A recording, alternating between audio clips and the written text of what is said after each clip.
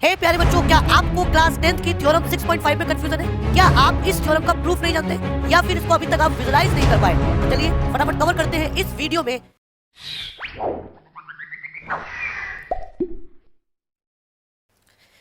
Hello everyone, Jai Hind, this is Rajat Prabhakar, welcome to Kaksha Gend classes. प्यारे बच्चों, तो आज की इस वीडियो में कवर करेंगे क्लास 10th की थ्योरम 6.5। तो पहले थ्योरम को अच्छे से रीड करते हैं बेटा। क्या लिखा है?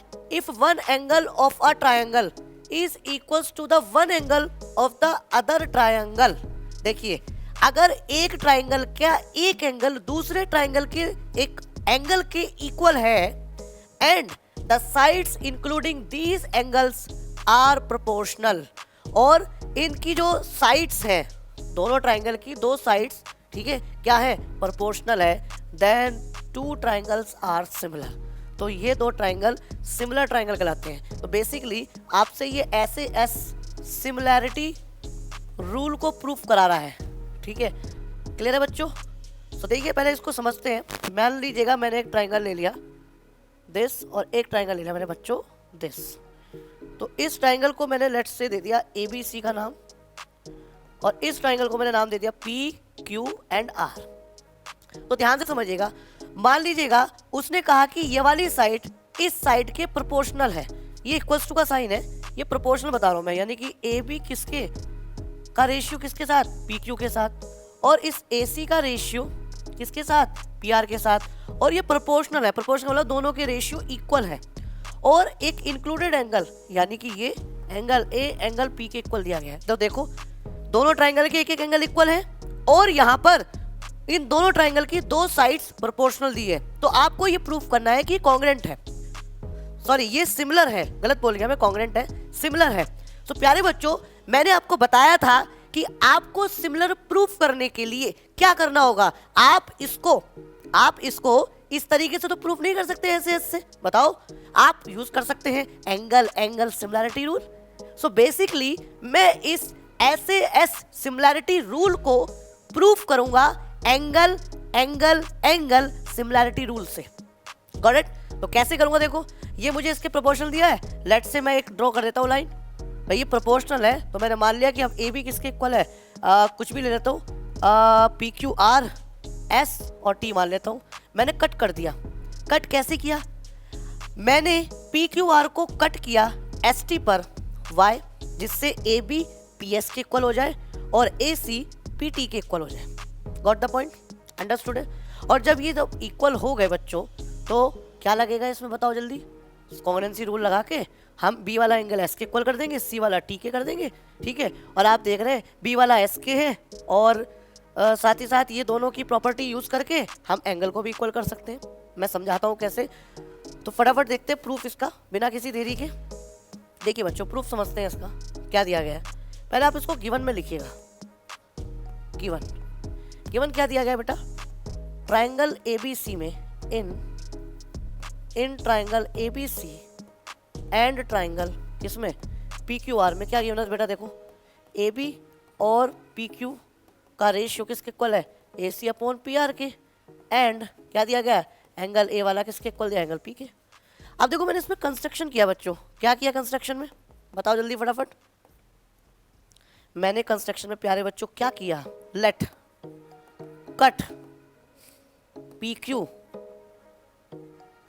And PR। देखो, ये PQ लिखा है और PR है, इसको कट कर लिया, ठीक है, विद द लाइन किससे? ST से, सच दैट। और इस तरीके से कट किया कि बेटा बताओ AB किसके इक्वल हो गया? मैंने बताया था ना, AB किसके इक्वल हो गया? PS के, एंड जल्दी बताओ AC किसके इक्वल हो गया बच्चों? PT के। Got it? अब मैंने क्या कहा, इन ट्रायंगल ABC और ट्रायंगल PST में, अभी थोड़ी देर पहले समझाया था, ABC और PST को मैं कॉन्ग्रेंट कर लूंगा। क्लियर है? देखो कैसे करूंगा मैं कॉन्ग्रेंट, फटाफट लुक एट हियर। तो देखो, अब इसका प्रूफ देखिएगा आप। तो देखिए, in triangle ABC and triangle किसमें? PQR में। तो फटाफट देखो ए बी सी और पी क्यू आर में पी क्यू आर की जगह लिख लेंगे पी एस टी लिख लेंगे बेटा। क्यों? क्योंकि हम पी क्यू आर की जगह पी एस टी पे ही काम करने वाले हैं दिस। तो देखो हम क्या जानते हैं, जल्दी बताओ, ए बी किसके इक्वल है, जल्दी बताओ, पी एस के। कैसे? By construction. एंगल ए किसके इक्वल है भैया, एंगल पी के। कैसे? गिवन। और ए सी किसके इक्वल आ गया भैया, पी टी के, बाय कंस्ट्रक्शन। तो आप यहाँ पर रीजन पुट कर देंगे बेटा, ये हो गया बाय कंस्ट्रक्शन और ये हो गया गिवन, ठीक है। और ये भी क्या हो गया, बाय कंस्ट्रक्शन। कोई दिक्कत बच्चों? और इससे क्या हो गया, ट्रायंगल ए बी सी क्या हो गया, कॉन्ग्रेंट हो गया किसके, ट्रायंगल। अब देखो मैंने बताया था जोड़ा, ए वाला किसके इक्वल होगा, तो पी के होगा, सोचना ही नहीं है। अब यहाँ भी ए, यहाँ भी ए, यहाँ पी, तो ए वाला किसके इक्वल है, पी के। बी वाला किसके इक्वल हो गया, एस के। और ये किसके इक्वल हो गया, टी के। तो triangle A B C P S T के हो गया। और किस रूल से हो गया, बाय, देखो ये क्या है बच्चों, साइड, ये क्या है बच्चों, एंगल, ये क्या है, side. That's why told you कि सिमिलैरिटी में कॉन्ग्रुएंसी का बहुत जबरदस्त यूज है। अगर आपको कॉन्ग्रुएंसी आती है तो आप सिमिलैरिटी का क्वेश्चन यूं कर सकते हैं। तो देखो प्रूफ में, सिमिलैरिटी के प्रूफ में भी कॉन्ग्रुएंसी यूज हो रही है, ठीक है। सो बाय एस ए एस क्या हो गया, कॉन्ग्रुएंसी रूल, ठीक है बच्चों। अब ये करने के बाद आपके पास क्या है, ब्रह्मास्त्र। मैंने आपको ब्रह्मास्त्र बताया था बच्चों, मेरी थ्योरम में आपने ब्रह्मास्त्र का नाम सुना होगा। तो अब इससे बी वाला एंगल किसके इक्वल आ गया भैया, एंगल बी वाला किसके इक्वल आ गया, एंगल एस के। और देखो सी वाला किसके इक्वल आ गया भैया, टी के। सी वाला किसके इक्वल आ गया, टी के, by C P C T. Clear है बच्चों? अब ये सी पी सी टी के इक्वल आ तो गया। अब देखो क्या करेंगे, अब यहाँ पर एक बहुत जबरदस्त यूज करने वाले हैं हम, ध्यान से देखिएगा। आपको गिवन क्या था, देखो, हाँ जी क्या गिवन था बच्चों, हाँ जी ए बी। अब एक बार बताइएगा आपको, यहाँ पर हम इसको मैं रफ कर देता हूँ, क्योंकि मैं ऑलरेडी आपको इसको गिवन में लिख चुका हूँ। तो मैं इसको रफ कर देता हूँ प्यारे बच्चों, सब कुछ आपको बेहतरीन करके समझ में आएगा, बस आप कंसंट्रेट रखिएगा। मैं इस इक्वेशन से, लेट्स से इसको इक्वेशन नंबर ए मान लेता हूँ। I can use different colour जिससे आप थोड़ा इसको बेटर देख पाए। इसको मैंने इक्वेशन नंबर ए मान लिया। तो अब देखो from equation number A, equation number A से देखो क्या आ गया है, ये A B upon P Q किसके इक्वल आ गया, ए सी अपॉन किसके आ गया बेटा, पी आर के। अब देखो मैं ए बी को कंस्ट्रक्शन से पी एस के इक्वल लिख लिया था, नहीं लिख लिया था? तो मैं इसे पी एस लिख सकता हूँ by construction, P Q S C. और ए सी को क्या लिख सकता हूँ भैया मैं, पी टी। बताओ, ए सी को पी टी लिख सकता हूँ upon P R. You got the point? अब एक बात बताइएगा ध्यान से, देखो P S upon P Q, P T upon P R. इसका मतलब ये जो लाइन है एस टी और क्यू आर, ये क्या हो गई बेटा, पैरेलल हो गई। क्या हो गई, पैरेलल। पढ़ी थी ना आपने, ध्यान से देखिएगा। It implies that S T किसके पैरेलल हो गया, क्यू आर के। एस टी किसके पैरेलल हो गया बेटा, किसके इक्वल हो गया, पैरेलल हो गया क्यू आर के। क्यों हो गया भाई, थ्योरम पढ़ी थी कि नहीं पढ़ी थी?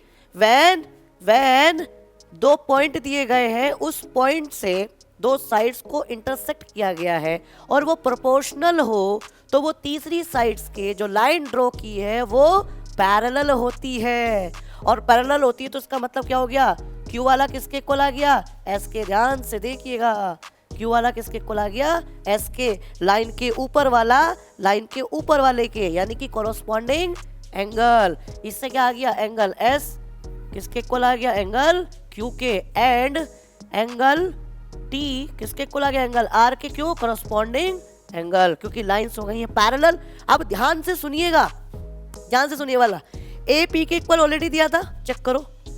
अब ध्यान से सुनो बहुत ध्यान से। बी एस के इक्वल था और यहाँ पर एस किसके इक्वल है, क्यू के। यानी बी वाला भी किसके इक्वल हो गया, क्यू के। हुआ कि नहीं हुआ? और ध्यान से देखिएगा, सी वाला किसके, टी के। तो सी वाला, अब टी वाला आर के है, इसका मतलब सी वाला किसके इक्वल हो गया, आर के। यही तो मैं बोल रहा था, जब मैं स्टार्टिंग में बोल रहा था कि ये दोनों लाइंस पैरेलल करने पर हम क्या कर देंगे, एंगल्स को इक्वल ले लेंगे कॉरस्पॉन्डिंग एंगल से। हो गया प्रूफ। अब हमने देखो ये एंगल से इसको प्रूफ कर दिया है प्यारे बच्चों। तो इसको मान लेंगे, ये मान लेंगे इक्वेशन नंबर, लेट्स से इसको मानेंगे इक्वेशन नंबर फर्स्ट मानी थी क्या? नो, पहली इक्वेशन ए मानी थी, इसको बी मान लो, इसको इक्वेशन नंबर सी मान लो, करस्पॉन्डिंग एंगल इधर साइड में लिख दो। तो देखो फ्रॉम इक्वेशन बी एंड सी से, और बी और सी से क्या आ गया, जरा ध्यान से देखिएगा बच्चों, देखो फटाफट देखो क्या आ गया। इसका मतलब क्या हो गया, एंगल बी एंगल सी के भी इक्वल है, सॉरी एस के, मैंने मिस्टेक से पढ़ लिया, एस के और किसके इक्वल हो गया, क्यू के। और ध्यान से देखिए सी वाला टी के हो गया, सी वाला टी के, तो टी वाला किसके हो गया भैया, आर के। अब ध्यान से देखिएगा, ए वाला पी के है, बी वाला क्यू के है, सी वाला आर के है। चेक करो, ए वाला पी के है, ध्यान से देखिए ध्यान से, ए वाला पी के है, बी वाला क्यू के है, और सी वाला किसके है, आर के। Angle angle angle similarity rule से क्या हो गया, दोनों के दोनों ट्राइंगल क्या हो गए बच्चों, सिमिलर।